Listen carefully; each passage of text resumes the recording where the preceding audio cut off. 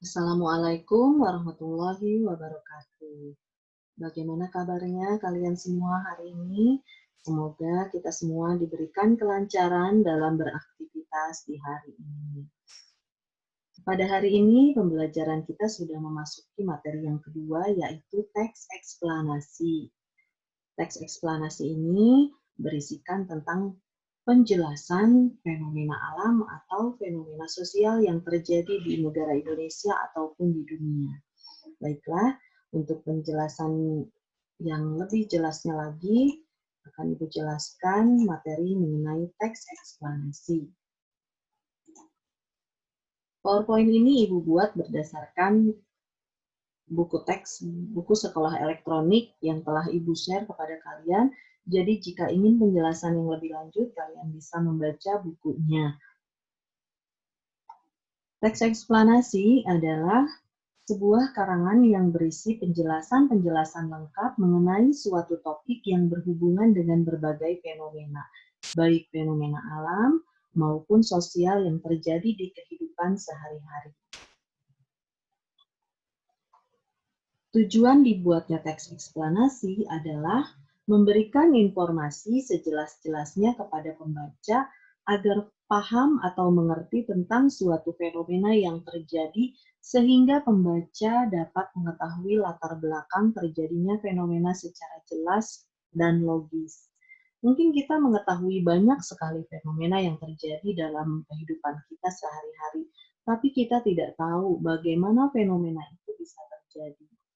Contohnya yang sederhana saja, kenapa hujan bisa terjadi? Kenapa ada air bisa jatuh dari langit? Itu ada prosesnya. Ada latar belakang terjadinya. Kenapa bisa terjadi hujan? Kenapa bisa terjadi pelangi? Atau kenapa bisa terjadi banjir? Kita lihat contoh fenomena alam dan sosial budaya. Contoh fenomena alam, hujan deras, seperti yang tadi Ibu jelaskan. Kenapa bisa terjadi gempa bumi? Kenapa bisa terjadi angin puting beliung, dan lain-lain.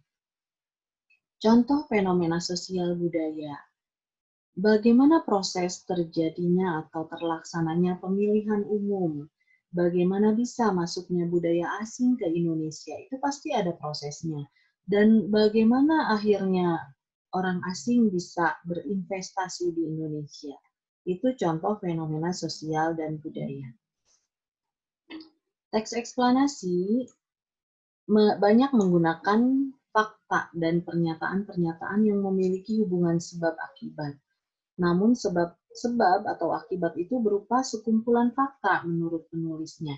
Dapat dikatakan bahwa teks eksplanasi hampir semuanya berupa fakta. Jadi kita menjelaskan fakta-fakta yang terjadi, apa yang terjadi, apa penyebabnya, dan apa akibatnya. Apa ciri-ciri dari teks eksplanasi? Teks eksplanasi itu terdiri atas pernyataan umum, gambaran awal tentang apa yang disampaikan, lalu dilanjutkan dengan deretan penjelas, penjelasan dari gambaran umum yang disampaikan tadi, dan interpretasi pandangan atau simpulan. Jadi setelah kita mengungkapkan pernyataan umum yang berupa fakta, lalu kita jelaskan kenapa fakta itu bisa terjadi, dan diakhiri dengan pandangan dari pengarang yang berupa simpulan. Yang kedua, memuat informasi berdasarkan fakta, jadi faktual, tidak hanya karangan dari penulis saja, ada kenyataannya yang terjadinya. Yang ketiga, faktualnya memuat informasi yang bersifat keilmuan, misalnya tentang sains. Yang tadi ya, kenapa pelangi bisa ada, bukan cuma dugaan kita saja sebagai penulis, tapi ada hal-hal yang bersifat keilmuan yang bisa dipertanggungjawabkan.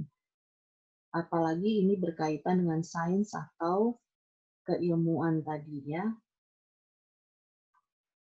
Ini adalah contoh pernyataan umum tentang fakta yang berupa banjir. Tuliskan pengertian dari banjir, lalu tuliskan juga apa yang bisa, hal-hal yang bisa menyebabkan banjir. Deretan penjelas. Deretan penjelas ini menjelaskan apa saja tahapan-tahapan sehingga banjir itu bisa terjadi. Dan kalian juga bisa memasukkan proses terjadinya banjir di suatu tempat yang lebih spesifik. Ini masuk ke dalam deretan penjelas. Sebab akibatnya juga di sini lebih rinci lagi. Apa penyebab dari banjir dan apa akibatnya. Interpretasi. Jadi setelah kalian mengemukakan fakta tentang banjir, lalu kalian menjelaskan proses terjadinya banjir itu seperti apa, lalu diakhiri dengan interpretasi. Jadi bagaimana supaya banjir itu tidak terjadi? Jadi apa faktor utama yang menyebabkan banjir itu? Itu adalah interpretasi setelah kalian menjelaskan fakta dan penjelasan-penjelasan sebab akibat dari beberapa peristiwa banjir. Lalu disimpulkanlah, diinterpretasikanlah bahwa pada umumnya banjir itu terjadi karena apa. Ini adalah struktur teks eksplanasinya yang berdasarkan penjelasan tadi. Struktur teks eksplanasi diawali dengan identifikasi fenomena, latar belakang kejadian. Bisa diawali misalnya tadi ya, banjir itu apa dan di mana saja pernah terjadi banjir di Indonesia, dan tuliskan hal-hal yang umum di awal. Lalu di bagian inti proses kejadian, ini adalah bagian inti dari teks eksplanasi, tulislah kronologisnya. Jadi ini harus ada tahapan atau kronologis. Pertama bagaimana, lalu kedua misalnya dari pertama penebangan hutan secara liar mengakibatkan erosi sehingga tidak adanya penyerapan air, itu termasuk juga ke dalam penyebab-penyebab sehingga terjadilah banjir. Itu proses kejadian. Dan diakhiri dengan ulasan, mengomentari konsekuensinya, apa yang harus dilakukan. Itu adalah ulasan hasil dari identifikasi fenomena dan proses kejadian. Paham ya? Identifikasi fenomena adalah mengidentifikasikan sesuatu yang akan diterangkan. Bisa berupa pengertian, tadi juga bisa berupa beberapa peristiwa-peristiwa yang pernah terjadi yang berkaitan dengan fenomena tersebut. Penggambaran rangkaian kejadian memerinci proses kejadian yang relevan dengan fenomena yang diterangkan. Ketika diproses ya, pertama, kedua, ketiga, lalu akhirnya terjadilah fenomena itu, terjadilah banjir, terjadilah pelangi, terjadilah hujan. Diakhiri dengan review, komentar atau penilaian tentang konsekuensi atas kejadian yang dipaparkan sebelumnya. Misalnya, membahas tentang banjir yang diakibatkan oleh sampah yang menumpuk. Inilah konsekuensinya jika masyarakat masih membuang sampah sembarangan ke sungai, maka banjir tidak bisa dihindari. Bisa dipahami? Jadi ada tiga bagian yang inti, yaitu pembuka, isi, penutup.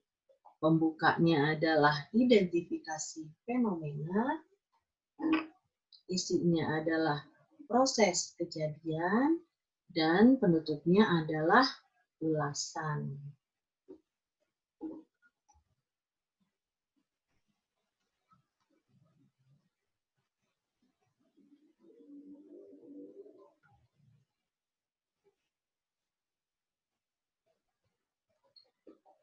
Dalam teks eksplanasi, di paragraf terakhir, ada yang dinamakan komentar. Ulasan itu bisa berbentuk komentar. Komentar dalam eksplanasi didefinisikan sebagai ulasan, tanggapan, atau sambutan terhadap sesuatu yang didengar atau dibaca. Jenis komentar dalam teks eksplanasi ada dua. Yang pertama adalah kritik atau penolakan, yang kedua adalah dukungan atau pujian. Misalnya komentar kepada masyarakat yang membuang sampah sembarangan atau masyarakat yang menebang pohon tanpa izin. Itu berupa berupa komentar, kritik, atau penolakan. Tapi kalau komentarnya berupa misalnya kepada pemerintah yang telah berhasil mengatasi penebangan hutan secara liar, atau kepada masyarakat yang sudah berhasil mengatasi banjir dengan cara mengelola sampah dengan baik dan membuat saluran air yang baik agar banjir bisa diatasi, itu berupa komentar, dukungan, atau pujian. Jadi bisa ya membedakan ada dua jenis komentar, mungkin bisa kita katakan komentar positif atau negatif. Kalau kritik atau penolakan berarti ketika kita mengkritik atau menolak sesuatu yang kurang baik. Komentar yang berupa dukungan atau pujian ketika kita memberikan apresiasi, mendukung, memuji sesuatu yang bersifat positif atau baik. Contoh kritik atau penolakan. Misalnya, nah itulah gara-gara kebiasaan kita membuang sampah di sembarang tempat. Selokan meluap, akhirnya banjir. Siapa lagi yang menderita kalau bukan masyarakatnya itu sendiri? Makanya, lain kali kalau membuang sampah harus di tempat yang benar agar musibah itu tidak terjadi lagi. Contoh dukungan atau pujian. Untungnya gempa itu tidak terjadi pada malam atau dini hari. Kalau itu yang terjadi siang hari, tentu akan banyak korban. Syukur pula para warga tidak panik, sehingga mereka dapat menyelamatkan diri. Itu dukungan atau pujian. Jadi, pujian kepada warga yang tidak panik.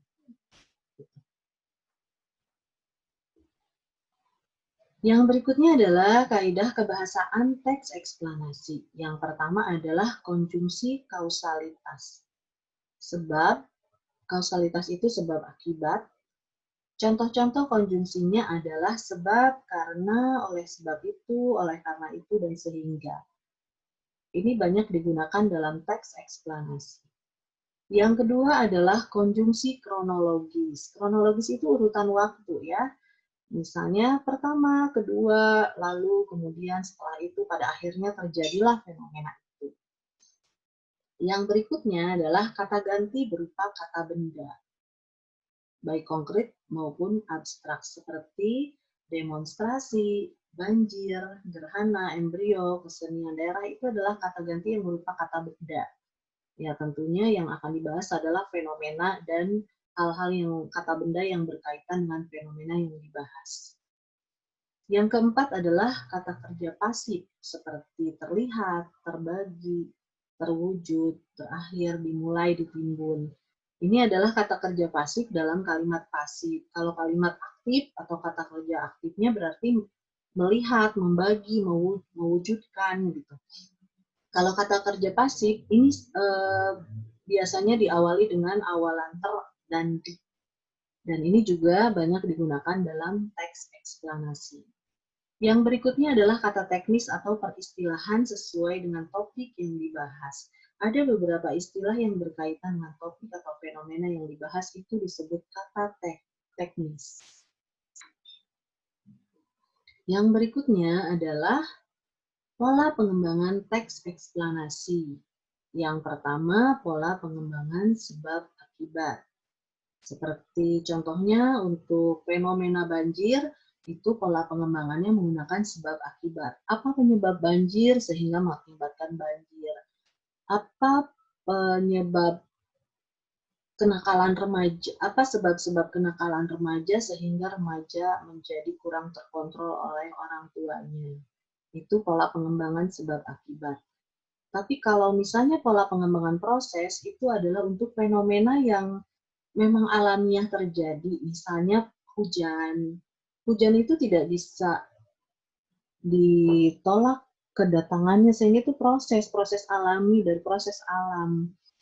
Prosesnya apa? Pertama, kedua, ketiga. Pelangi juga tidak bisa dihindari, itu adalah proses alam. Sehingga pola pengembangan teks eksplanasinya berupa pola pengembangan proses. Kalian bisa bedakan ya, setiap fenomena mungkin akan menggunakan pola pengembangan yang berbeda. Bisa pola pengembangan sebab akibat atau bisa juga pola pengembangan proses sesuai dengan kebutuhannya. Ini contoh pola pengembangan sebab akibat mengenai gempa bumi. Penyebabnya adalah gempa mengakibatkan puluhan orang meninggal dan luka-luka. Bangunan roboh mengalami kerusakan. Itu adalah contoh pola pengembangan sebab akibat. Kalau ini pola pengembangan proses, seperti yang tadi Ibu bilang. Untuk pola pengembangan proses, biasanya untuk fenomena-fenomena yang alami. Ini contohnya ibu hamil. Kan itu alaminya. Pada bulan keempat bagaimana, kelima bagaimana, bulan ke-7, ke-8, dan ke-9. Silakan kalian baca. Bulan keempat, muka telah kian tampak seperti manusia. Bulan kelima, rambut-rambut mulai tumbuh pada kepala. Bulan ke-6, alis dan bulu mata timbul. Setelah 7 bulan, fetus mirip milik orang tua, dan seterusnya. Itu adalah proses. Penjelasan yang berikutnya adalah tentang jenis paragraf. Berdasarkan letak gagasan utama atau ide pokok, paragraf yang pertama adalah jenis paragraf deduktif. Paragraf yang gagasan utamanya ada di awal paragraf, diikuti dengan gagasan penjelas. Sedangkan paragraf induktif adalah paragraf yang gagasan utamanya ada di akhir paragraf dan diawali dengan gagasan penjelas. Ini ada tugas kelompok, tapi akan dikerjakan secara mandiri. Nanti akan Ibu jelaskan lagi melalui WhatsApp group. Demikianlah penjelasan Ibu mengenai teks eksplanasi. Semoga penjelasan Ibu bisa dimengerti oleh kalian. Penjelasan berikutnya mungkin akan Ibu lanjutkan di WhatsApp group. Wassalamualaikum warahmatullahi wabarakatuh.